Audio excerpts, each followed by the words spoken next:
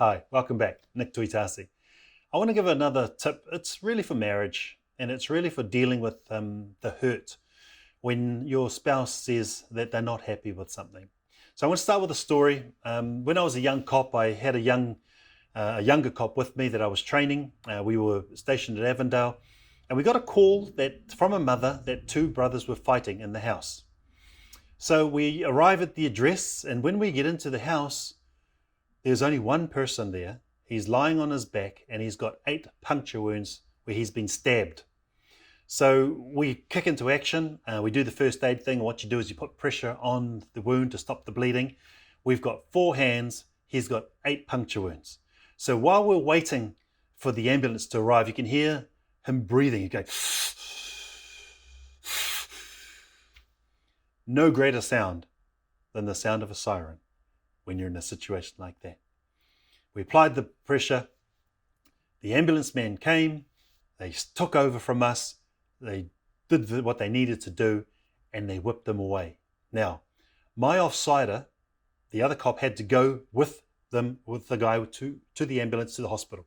And that was to get any dying declarations that he could say, hey, this was done to me by such and such. So he's gone. The detectives arrive because this is a homicide and it's real serious, and that's something that the uniform branch don't deal with.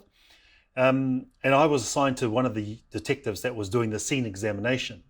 So while this cop was doing the scene examination, when he finished, it was time for us to leave. And we were the only ones left at the house. Everyone else had come and gone.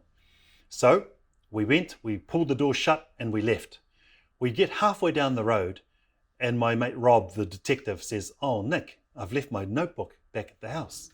So we turn around and we go back. We walk in to the property and we realize that the house door is open, but we locked it. We closed it when we left.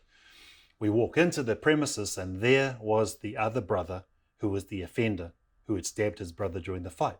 So by accident, we catch him and we take him back and he gets processed. Now, there's one thing that I learnt, and I use this as an example when I share about addressing the hurt. When my wife is upset with me, and believe me, I've upset her many times, and she's basically saying to me, honey, you've punctured my heart. You've hurt my heart. I'm bleeding here. I'm hurting here. It's one thing to step back and start to say, you know what?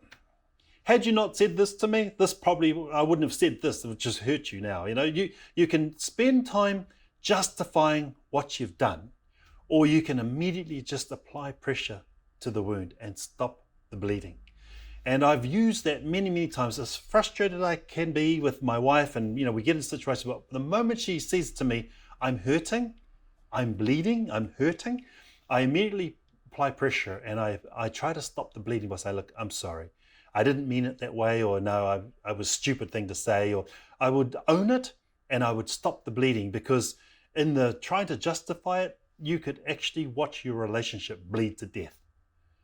And so I want to encourage you in those situations where you have said something, or you've hurt somebody, stop the bleeding and then address the issue. It's so important because, like I said, relationships are really, really important, and communication, I think, is one of the most important things in marriage. Why? Because it doesn't matter how much you love your wife or how much you love your husband. If you can't communicate that, your marriage is over. Team, in all those delicate situations, stop the bleeding. Use your words to bring healing. Thanks for listening.